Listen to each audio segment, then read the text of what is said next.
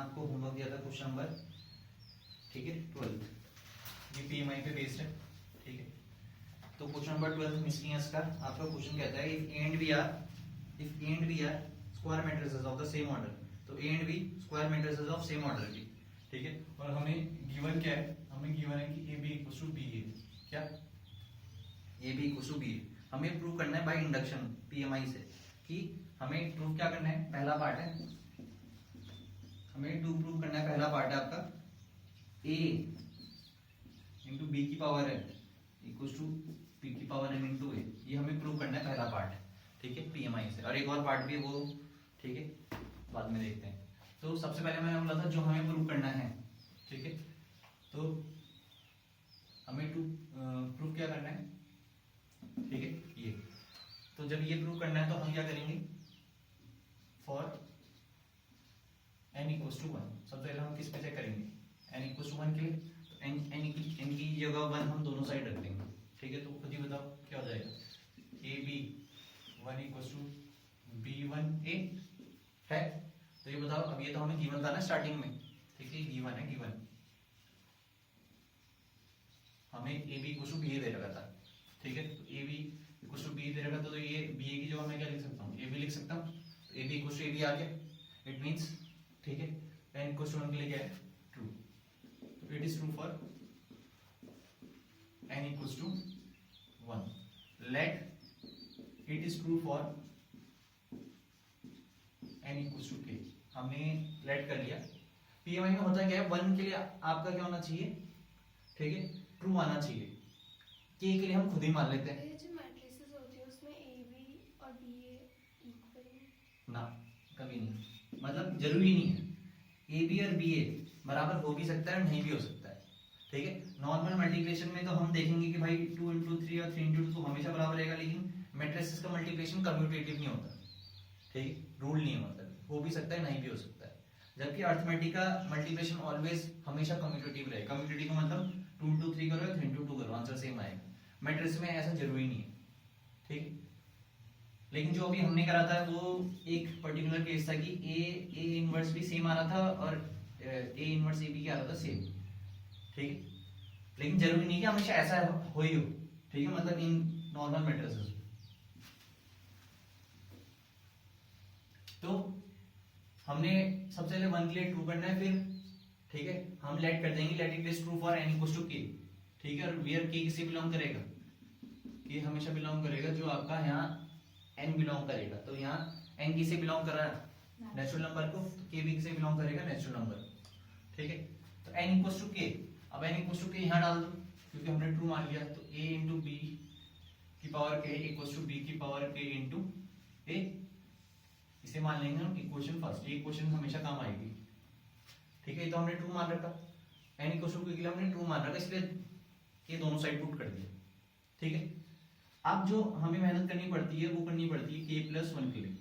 So now we have to prove that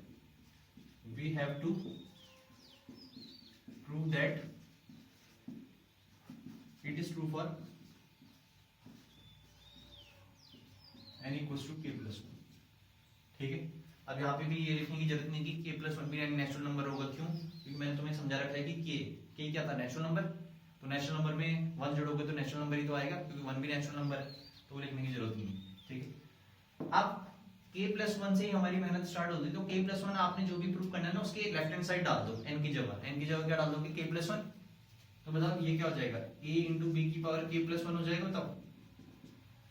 और इधर वाला जो n है यहाँ भी डाल दो, लेकिन ये रफ में लिखना, ये हमें आंसर लाना है।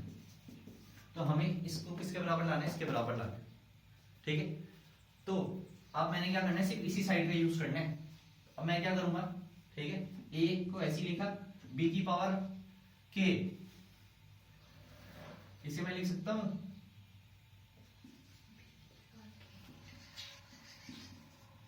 b की power k dot b, dot का मतलब ये है कि मल्टीप्लिकेशन, ठीक है, पावर को ब्रेक कर दिया, ठीक है। अब खुद बताओ, ठीक है, यूजिंग एसोसिएटिव प्रॉपर्टी क्या कहती है कि मैं किसी भी दो को क्या कर सकता हूँ, एसोसिएट कर सकता हूँ, मतलब इनको एक, ठीक है, यहाँ पे लिखना है तो लिख देना, using associative property. Associative property समझ में आ गई ना? तो अभी एसोसिएटिव प्रॉपर्टी किसमें लगी? मल्टीप्लिकेशन में, क्योंकि मल्टीप्लाई में। ठीक है, अब खुद बताओ ए बी की पावर के, यहां से कितना था? बी की पावर के इंटू ए, तो मैं ए इंटू बी की पावर के की जगह में क्या लिख सकता हूँ? बी की पावर के। इसका मतलब जब भी तुम इसे प्रूव करोगे के प्लस वन के लिए, तो हमेशा इसका यूज होता है। ठीक है, ठीक है, तो ये हो गया। अब दोबारा से ब्रैकेट तो ऐसे ही रहेगा। ठीक है, अब हम दोबारा से क्या करेंगे? एसोसिएटिव प्रॉपर्टी चेंज कर देंगे। अब एसोसिएटिव प्रॉपर्टी किसमें लगा देंगे? तो हमने दोबारा से एसोसिएटिव प्रॉपर्टी लगा दी, तो एक बार लिख दिया तो बार बार लिखने की जरूरत नहीं। ठीक, और इच्छा है तो लिख देना, कोई दिक्कत नहीं। ये समझ में मैंने क्या करा? अब कंफ्यूज मत हो जाना।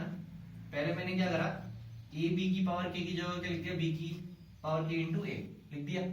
अब क्योंकि इनका मल्टीप्लिकेशन एसोसिएटिव नेचर होता तो मैंने इसे चेंज कर दिया। ठीक है, क्यों चेंज कर दिया? क्योंकि मुझे, ठीक है, क्या बनाना है? बी की पावर के प्लस वन इंटू ए बनाना है। तो ए बी, अब ए बी की जगह क्या लिख सकता हूं मैं, बताओ? बी ए, ये तो गिवन ही था, A B equals to B A. ठीक है, तो ए बी की जगह लिख दिया बी ए। ठीक है, using A B equals to B ए।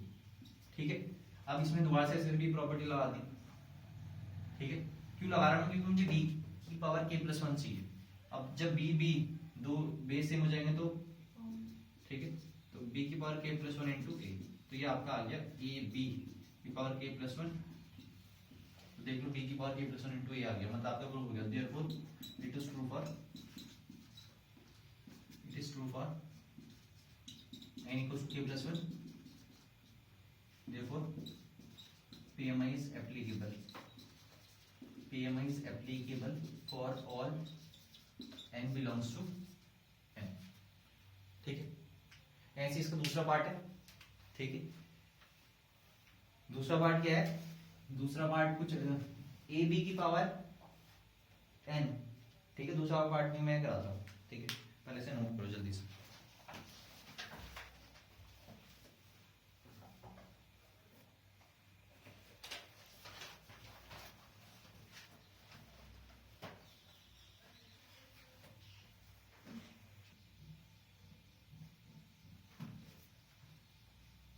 देखो जो इसका नेक्स्ट पार्ट था, तो नेक्स्ट पार्ट में हमें क्या रखा है कि प्रूव दैट करो। हमें प्रूव दैट पता है क्या करना है? नेक्स्ट पार्ट में प्रूव दैट हमें करना है कि ए बी की power whole N, A B की power whole N equals to A की पावर एन टू, अगला पार्ट है हमारा, इसी के आगे क्या रहेगा? फर्दर प्रूव दैट, ये हमें प्रूव करना है।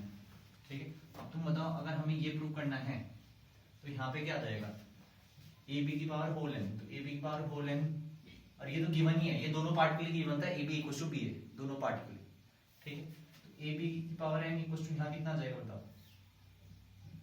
यहाँ जाएगा आपका, ठीक है, ए की पावर वन इंटू बी की पावर वन, तो ये तो बराबर ही आ जाएंगे, तो ये वन के लिए क्या हो जाएगा? ट्रू हो जाएगा। फिर फॉर एन इक्वल्स टू के, तो एन इक्वल्स टू के लिए हम इसे खुद ही ट्रू मान लेंगे, तो ये ए बी की पावर होल की हो जाएगा, इक्वल्स टू कितना हो जाएगा ये बताओ? ठीक है, ए की पावर के इंटू बी की पावर के। ठीक है, तो हम फिर वही स्टेटमेंट लिखेंगे, so we have to prove that it is true for n equals to k plus 1। अब k प्लस 1 तुम इधर रखोगे, किधर रखोगे? ठीक है, तुम k प्लस 1 n की जगह यहाँ रखोगे, तो यहाँ कितना आ जाएगा? a b की whole power into k plus 1 आ जाएगा बताओ। और यहाँ का जो n है वहां पे भी k प्लस 1 रखोगे, तो आंसर हमें ये लेकर आना है। समझ में आ रहा? तो हमने k प्लस 1 इधर भी रखा, इधर भी रखा, जो जब इधर रखा तो हमें रफ में लिखना, वही हमें लाना है। ठीक है, और n की जगह जब हमने k प्लस 1 लिखा तो ये आ जाएगा। ठीक है, अब नीचे का कर देते हैं, नीचे का तो कहानी अलग ही है। ठीक है ना यहाँ तक? तो मैंने क्या बोला? मैंने n की जगह k प्लस 1 रखा, यहाँ पे रख दिया, यहाँ पे भी रखा, लेकिन ये चीज हमें लानी है, प्रूव करके यहाँ से हमें ये चीज बनानी है। ठीक है, अब देखो कैसे बनेगा। तो ए बी की पावर k प्लस 1, ठीक है, अब खुद बताओ। ठीक है, तो ए बी की पावर k प्लस 1 को हम ब्रेक कर देंगे, जैसे हमेशा इसमें होता गया पावर को ही ब्रेक करनी पड़ती है, बाकी कुछ रहता नहीं। तो ए बी की power k dot A B की पावर 1, समझ में? ए बी की पावर k और ए बी की पावर 1। ठीक है, पावर ब्रेक कर दी। इसके बाद खुद बताओ ए बी की पावर के, ए बी की पावर के की जगह क्या लिख सकते हो, ठीक है, ए की पावर के इंटू बी की पावर के, ए बी यूजिंग फर्स्ट, और फर्स्ट के बजाय इसे क्या नाम दे देना, सेकंड। क्यों? क्योंकि तुमने इसी क्वेश्चन में एक क्वेश्चन फर्स्ट भी मानी थी, ठीक है, तो नाम चेंज कर देना, तो यूजिंग सेकंड, क्योंकि क्वेश्चन तो एक ही है ना, इतना ठीक है, ठीक। अब ऐसे है अभी तो अब एसोसिएटिव प्रॉपर्टी लाऊंगा कि मुझे दिख रहा है कि क्या करना है, मुझे ए की पावर के प्लस वन बनाना है, तो ए की पावर के तो दिख रहा है मुझे, ठीक है। अब मैं क्या करूंगा, जरा ध्यान से देखना, ए की पावर के क्या, ए की पावर के, ठीक है, और बी की पावर के को तो ऐसे ही लिखा सेम। अब मुझे दिख रहा है कि अब ऐसे बच्चे बताइए क्या सोचते हैं कि बी की पावर के और बी की पावर वन ये डायरेक्ट क्या हो जाएंगे, बी की पावर के प्लस वन। ऐसा नहीं होता कि मैट्रिसेस में ऐसे नॉर्मल देख लो, जैसे हम अलजेब्रा में तो ये करते थे ना कि x square into y into x की पावर वन, नॉर्मल अलजेब्रा में यही तो होता था कि भाई एक्स स्क्वायर है एक्स है, जिसे मैं लिख देता था एक्स क्यूब। लेकिन यहाँ ऐसे नहीं होगा, यहाँ बच्चे ऐसे होते हैं कि बी की पावर के बी की पावर वन, बी की पावर के प्लस वन, नहीं, ठीक है, गलत है। मैट्रिसेस ऐसे इधर उधर नहीं जा सकती, ये तो सिंपल क्या थी, अलजेब्रा थी, ठीक है। तो ये क्या है, मैट्रिसेस, ठीक है। तो समझ में आ रहा, आंसर तो आ जाएगा तुम्हारा, कोई बड़ी बात नहीं, आंसर तो आ जाएगा, बी की पावर के इंटू वन, बी की पावर के प्लस वन, ए की पावर के इंटू ए की पावर के प्लस वन। और बच्चा बोलेगा भाई आ तो गया, ठीक है, ठीक है। लेकिन जो तुम्हारा तरीका है वो बिल्कुल गलत है, मैट्रिसेस में ऐसा नहीं होता। तो मैट्रिसेस में क्या हमें, ठीक है, उसको अगल बगल लाना पड़ेगा, जिसको भी हमें के प्लस वन करना है। तो यहाँ पे बी की पावर के, तो अगर इसे बी की पावर के प्लस वन बनाना है तो इस बी को यहाँ लाना पड़ेगा, ठीक है। और अगर ए की पावर के प्लस वन बनाना है तो इस ए को भी इसके साथ लाना पड़ेगा, ठीक है, तब जाके क्या बनेगा, के प्लस वन बनेगा। तो इसके लिए हम करेंगे क्या, ये चीज जो ये दे रखी इसका यूज आप दोबारा से आएगा। तो ए बी कितना है, बी ए, ठीक है, तो A B equals to B A, समझ में है, using A B equals to B A, समझ में है, ठीक। अब इसमें एसोसिएटिव प्रॉपर्टी लगा दी भाई ये लोग इन दोनों में, ठीक है। तो बी बी के डॉट बी कितना हो जाएगा बताओ, ठीक है,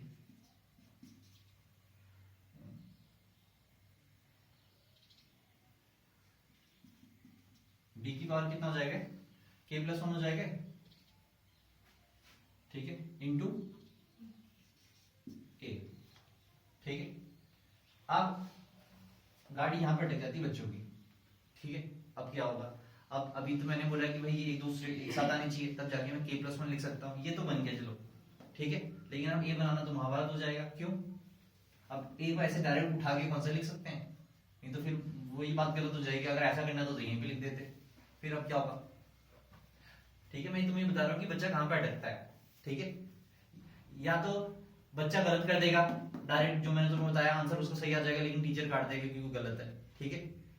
या बच्चा फिर यहाँ पे आकर अटक जाता है कि करे क्या, ठीक है। अब तुम्हें ध्यान से समझना है कि इसके दो पार्ट थे, सुन लो सब इधर, इसके दो पार्ट थे ना, एक पार्ट तो तुमने प्रूव कर दिया पहला वाला, ठीक है। अब उस पहले वाले पार्ट का जो रिजल्ट था ना वो यहाँ यूज आएगा, इसीलिए दोनों क्वेश्चन एक साथ दे रहे, ठीक है। अब रिजल्ट क्या था जरा ध्यान से देखना, ठीक है। तुमने ये प्रूव करा, देखो जरा, तुमने ना ये प्रूव करा कि बी की पावर के प्लस वन, ठीक है, बी की पावर के प्लस वन इंटू ए। अपना रिजल्ट देखो आखिरी वाला के प्लस वन वाला, तो बी की पावर के प्लस वन की जगह तुम क्या लिख सकते हो, अरे बताओ, ए इंटू बी की पावर के प्लस वन लिख सकते हो, अरे लिख सकते हो ना। तो यहाँ पे लिख भी देना यूजिंग, अरे ये कहां से आया, जो उसका पहला वाला पार्ट था, ठीक है, यूजिंग ए इंटू बी की पावर के प्लस वन इक्वल्स टू, ठीक है, बी की पावर के प्लस वन इंटू ए। समझ रहे, बस अब हो गया ना अगल बगल। अब इसमें एसोसिएटिव प्रॉपर्टी लग जाएगी, अभी हो जाएगा ए की पावर के प्लस वन इंटू बी की पावर के प्लस वन। और ये हमें प्रूव करना था नहीं ये प्रूव, तो इसमें ये थोड़ा सा क्या लगता है दिमाग, ठीक। तो मैंने बता दिया तुम्हें बच्चा कहाँ पर लगता है। तो फिर आगे की कहानी तो तुम लिखे लोगे, आगे की कहानी है कि therefore it is true for n equals to k plus one. तो therefore PMI is applicable for all n belongs to n, ठीक। भी देख लेना एक बार ध्यान से।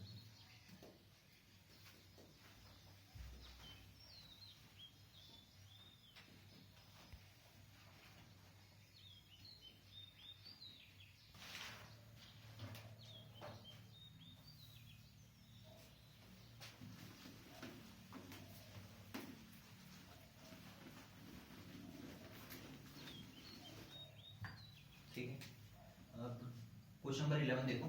ठीक है, मिसनियस का क्वेश्चन नंबर 11 और एग्जांपल कौन सा, मिसनियस का एग्जांपल 28, दोनों सेम है। ठीक है, तो 28 आपका होमवर्क है। ठीक, इसमें भी डी मैट्रिक्स फाइंड करनी है, एक मैट्रिक्स डी फाइंड करनी है। ठीक है, और जो हमारा ये क्वेश्चन है इसमें एक मैट्रिक्स एक्स फाइंड करनी है। ठीक, तो दोनों का जो कंसेप्ट है वो सेम है, तो वो आपका होमवर्क है, ये मैं खुद कराता हूँ। तो हमें क्या रखा, कोई मैट्रिक्स एक्स है। ठीक है, और ये दे रखा 1 2 3 4 5 6 और -7 -8 -9 -7 -8 -9 2 4 6। ठीक है, तो हमें एक एक्स मैट्रिक्स फाइंड करनी है। ठीक है, अब बताओ ये कोई मैट्रिक्स रहेगी या ये कोई मैट्रिक्स है, तो इन दोनों का मल्टीप्लिकेशन पॉसिबल है, तभी तो ये आंसर आया होगा। तो हमें थोड़ा सा दिमाग लाना पड़ेगा कि जो एक्स मैट्रिक्स है इसका ऑर्डर क्या हो सकता है। तो अब बताओ इसका ऑर्डर कितना है। ठीक है, इसका ऑर्डर है 2 × 3 और हमारी ये फाइनल मैट्रिक्स का ऑर्डर कितना है 2 × 3। तो तुम्हें पता है ये 3 और ये 3, तो ठीक है। ठीक है, और जो यहाँ का ये 2 है, ये कहाँ का 2 रहा होगा, ये एक्स मैट्रिक्स का क्या रहा होगा। ठीक है, एक्स मैट्रिक्स का रहा होगा। ठीक है, रो। ठीक है, अब क्योंकि न्यू ऑर्डर तो यही तो बनता है, न्यू ऑर्डर बनता है ना, और जो यहाँ पे रहा वही यहाँ पे भी होगा, क्योंकि जब तक ये दोनों बराबर नहीं होंगे मल्टीप्लिकेशन पॉसिबल नहीं है। समझ रहे, तो ये दिमाग तुम्हें खुद लगाना पड़ेगा इतना। ठीक है, जो एग्जांपल मैंने तुम्हें बताया एग्जांपल 28, उसमें भी तुम्हें इतना दिमाग खुद लगाना है। ठीक है, और वो तो ज्यादा ही आसान है। ये समझ में आ गया। तो ये सबसे ऑर्डर फाइंड करना पड़ेगा आपको, जो भी आपको मैट्रिक्स फाइंड करनी है। ठीक है, तो मैंने आपको समझा दिया कैसे इन दोनों का मल्टीप्लिकेशन पॉसिबल है, और ऑर्डर कितना है फाइनल मैट्रिक्स का 2 × 3, और इस वाली मैट्रिक्स का ऑर्डर 2 × 3 है। तो मतलब जो ये वाली मैट्रिक्स है ना, इसका जो रो होगा वो 2 होगा, क्योंकि ये क्या होता है न्यू ऑर्डर, तो न्यू ऑर्डर कितना है 2 × 3 तो है। समझ रहे, और अगर दो मैट्रिक्स मल्टीप्लाई हो रही है तो जो दूसरी मैट्रिक्स की कॉलम रहता है पहली मैट्रिक्स की रो रहती है बराबर, सॉरी, जो पहली मैट्रिक्स का कॉलम रहता है दूसरी मैट्रिक्स की रो रहती है बराबर होनी चाहिए। तो इसीलिए यहाँ पे 2 तो था, यहाँ पे भी 2 लिखा। तो मतलब हमें एक्स मैट्रिक्स पता चल गई 2 × 2 की मैट्रिक्स। ठीक है, अब 2 × 2 की मैट्रिक्स है तो हम एक्स को लेट कर लेते हैं। लेट एक्स हमने क्या मान लिया। ठीक है, ए बी सी डी, और ये हमें फाइंड करनी है ए बी सी डी। ठीक है, ये एलिमेंट्स फाइंड करने हैं, तो बस सिंपल है। ठीक है, तो ए बी सी डी, और यहाँ कितना है। ठीक है, 1 2 3 4 5 6, और यहाँ कितना है -7 -8 -9 2 4 6। ठीक, अब नॉर्मल मल्टीप्लाई कर लो। अब मल्टीप्लाई तो करना आता है 2 × 2, और ये 2 × 3 है, तो न्यू ऑर्डर कितने का बनेगा 2 × 3 का बनेगा। ठीक है, ए इंटू, मैं डायरेक्ट कर रहा हूँ। ठीक है, 4b, ये पहला एलिमेंट आ गया, a into 2a plus 5b। ठीक है, फिर ठीक है, फिर second row into first column c plus 4d। ठीक है, फिर second row into second column 2c plus second element आ गया, फिर 3c इंटू प्लस 60। ठीक है, अभी लिखने की जरूरत नहीं। -7 -8 -9,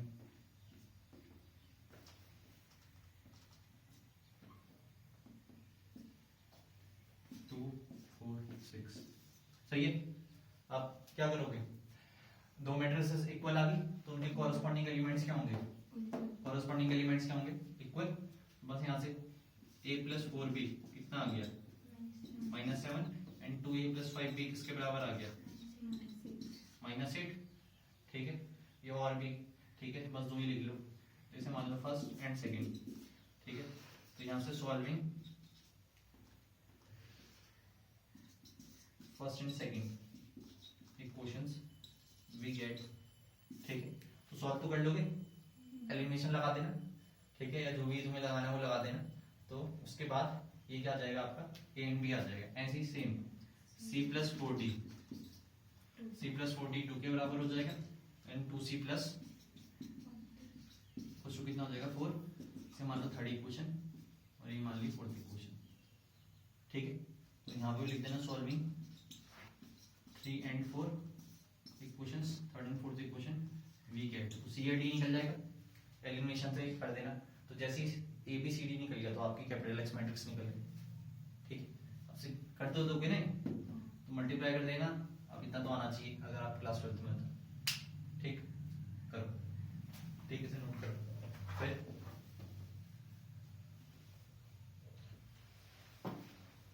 फिर मैं बताता हूँ क्वेश्चन नंबर 10।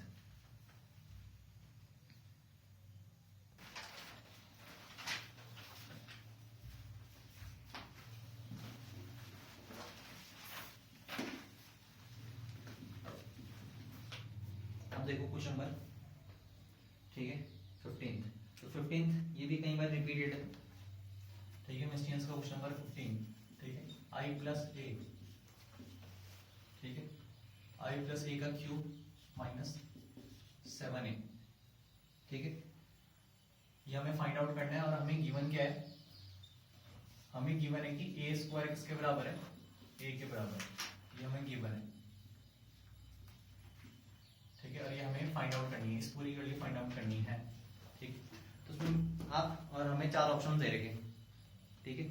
ए 1 माइनस ए आई 3a, तो हम क्या करेंगे, सिंपल ए प्लस बी का क्यूब का फॉर्मूला, अब तुम खुद ही बताओ, x प्लस वाई का क्यूब का फॉर्मूला क्या होता है, x cube plus y cube plus 3xy bracket x plus y, यही होता है, ठीक है। तो ये फॉर्मूला हमने यूज करा, तो खुद ही बताओ कितना हो जाएगा, A cube plus B cube plus 3ab bracket a plus B minus 7a, ठीक है। लिख देना यूजिंग दिस, ठीक है। अब आई क्यूब, अब आईटी मैट्रिक्स का तुम क्यूब कर दो, पावर 4 कर दो या कुछ भी कर दो, उसका आंसर 1 होगा, मतलब वही एंटी मैट्रिक्स होगी, 1 नहीं होगा, वही एंटी मैट्रिक्स होगी। तो आई स्क्वायर भी आई होता है, आई क्यूब भी आई होता है, ठीक है। और आई की पावर एन बी, ठीक है, आई होता है, बस एन एक डिफाइंड नंबर होना चाहिए, ठीक है। कुछ ऐसा नंबर मत ले लेना कि जो नॉट डिफाइंड, ठीक। तो बस आई क्यूब है, तो आई क्यूब को मैं डायरेक्टली लिख सकता हूँ आई, ठीक है। अब इसे मैं क्या लिखूंगा, a डॉट ए स्क्वायर लिख सकता हूँ इसे, ठीक है। अब a डॉट ए स्क्वायर लिखा, ब्रेक कर दिया, ए आई को मैं क्या लिख सकता हूँ, a लिख सकता हूँ, ठीक है। अब i प्लस ए को मैंने लिख दिया, ठीक है।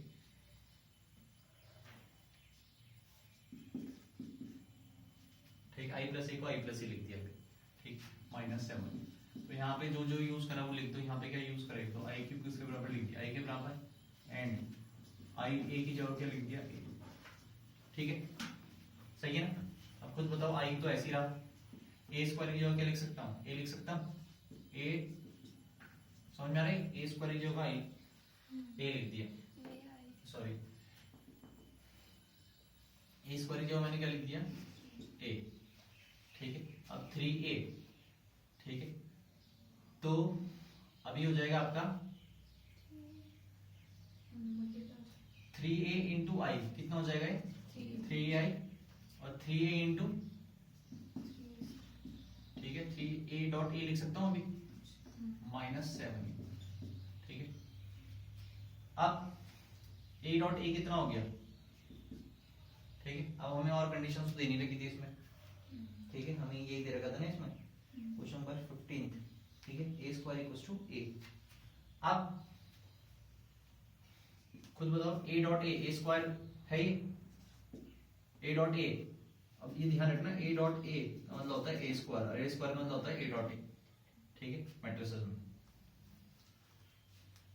अब a डॉट ए को मैं लिख सकता हूँ a स्क्वायर, ठीक है, प्लस 3ai को लिख सकता हूँ 3a, और इसे लिख सकता हूँ मैं 3 डॉट ए को मैं लिख सकता हूँ a स्क्वायर माइनस 7a, और यहाँ पे लिख देना यूजिंग, ठीक है, ये प्रॉपर्टी हमने यूज करी, इसकी जगह ये लिखा या इसकी जगह ये लिखा, ठीक।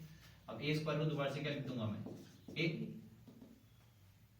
ठीक है, और 3a, ए स्क्वायर को दोबारा से लिख देंगे -7, प्लस 3a,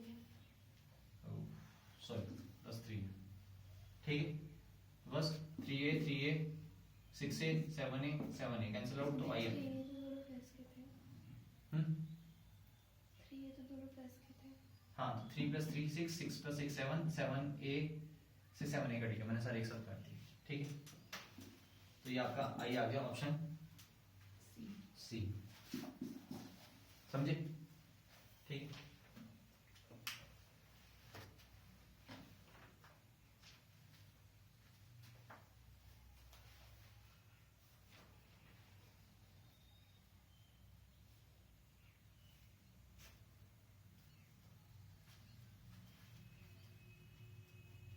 इसके बाद हम करेंगे क्वेश्चन नंबर 10।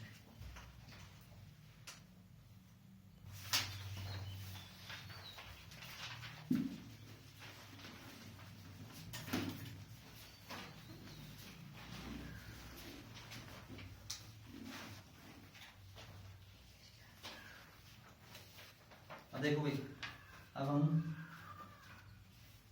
शीट के कुछ डाउट ले लेते हैं, ठीक है, शीट के डाउट ले लेते हैं।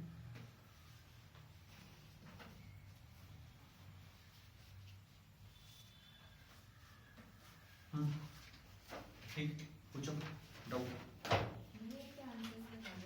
ठीक है। आंसर आंसर में क्या करना है, मैं उसी में प्रोवाइड कर दूंगा टेलीग्राम में, ठीक है, कैसे बताने में आज तो टाइम लग जाएगा, ठीक है, तो तुम चेक कर लेना घर में, ठीक, कर लोगे ना, मैं उसमें वो कर दूंगा, तुम आंसर आराम से चेक कर लेना। भैया जो 17th क्वेश्चन है और 18th, इनमें a और b की वैल्यू और a और k की वैल्यू सेम है, 17th में 17th और 18th में जो a की वैल्यू है k की भी वही है, नहीं, जरूरी नहीं, ठीक है। 17th क्वेश्चन देखना, ठीक है, शीट का, ठीक है, 17th क्वेश्चन हमारा शीट का आपका a = 1 - 1 -1 1, और हमें गिवन है कि a स्क्वायर किसके बराबर है, a स्क्वायर इंटू ka, ये k स्केलर है, k फाइंड करना हमें, a स्क्वायर निकाल दो, तो a स्क्वायर के लिए 1 - 1 -1 1 और 1 - 1 -1 1, ठीक है। अब कई बार बच्चे गड़बड़ी पता है क्या करते हैं, जल्दबाजी में a स्क्वायर इसी का स्क्वायर कर देते हो, ठीक है, तो ये नॉर्मल मैथमेटिक्स नहीं है कि भाई इसी का स्क्वायर कर दिया, ठीक है, तो इसमें ध्यान रखना है, ठीक है। तो अब 1 × 1 2 × 2 मल्टीप्लिकेशन पॉसिबल है, नया ऑर्डर भी 2 × 2 का बनेगा, तो ठीक है, और यहाँ पे भी क्या लिख दो आप 1 - 1 -1 1, ठीक है, तो 1 × 1 1 -1 × -1, ठीक है, फिर 1 × -1 और ठीक है -1 × 1, फिर -1 × 1 और -1 और 1 और 1, इतना, ठीक है। तो मल्टीप्लिकेशन आप खुद भी कर सकते हो, और ये आ गया आपका 1 - 1 -1,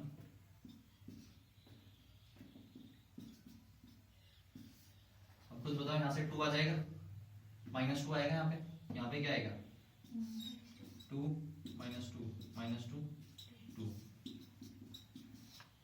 1 - 1 -1,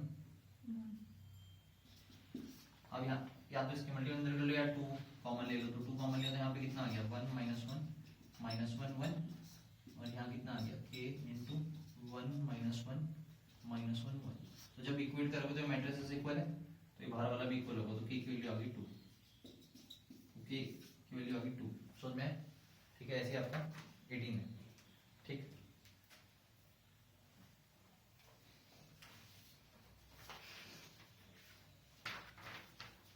और कोई, if a matrix has 5 elements then write the possible orders it can have। 27 question हमें कह रहा है कि किसी मैट्रिक्स के टोटल एलिमेंट्स कितने हैं 5, तो ठीक है, तो तो हमने पहले ही बात करी थी 3.1 एक्सरसाइज, 3.1 का क्वेश्चन नंबर सेकंड और थर्ड बिल्कुल ऐसे ही था कि भाई अगर किसी मैट्रिक्स के 5 एलिमेंट होंगे तो उसके पॉसिबल ऑर्डर्स बताने। तो मैंने तुम्हें बताया था पॉसिबल ऑर्डर्स का मतलब जो भी इसके फैक्टर्स है वो लिख दो। तो उसके फैक्टर्स क्या 1 into 5 और 5 into 1, क्योंकि प्राइम नंबर है तो इनके यही होंगे। ठीक है, तो पॉसिबल ऑर्डर्स ऑफ जो भी मैट्रिक्स होगी जिसमें एलिमेंट्स 5 होंगे तो उसके पॉसिबल ऑर्डर्स होंगे 1 into 5 और 5 into 2। ठीक है, 29 तक कोई और डाउट?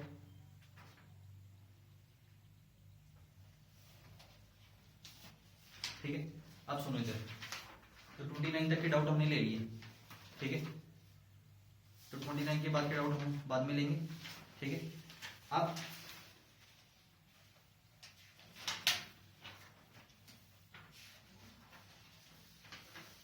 सुनो इधर जरा ध्यान से, जो मुझे ऑनलाइन पे देख रहे हो वो भी ध्यान से सुन लो। ठीक है, आपको ये जो टॉपिक 1 की जो मैंने शीट दे रखी है, मतलब अपलोड कर रखी है, तो वो आपको पूरी करनी है। ठीक है, टॉपिक 2 की शीट भी पूरी करनी है और टॉपिक 3 की शीट भी पूरी करनी है। ठीक है, ये आपका होमवर्क है। ठीक है, और ये सारे मैंने टेलीग्राम में डाल रखा है, ये अभी डाल दूंगा। ठीक है, दोनों। ठीक है, तो ये आपको शीट करनी है और फिर इसके करेंगे डाउट्स। ठीक है,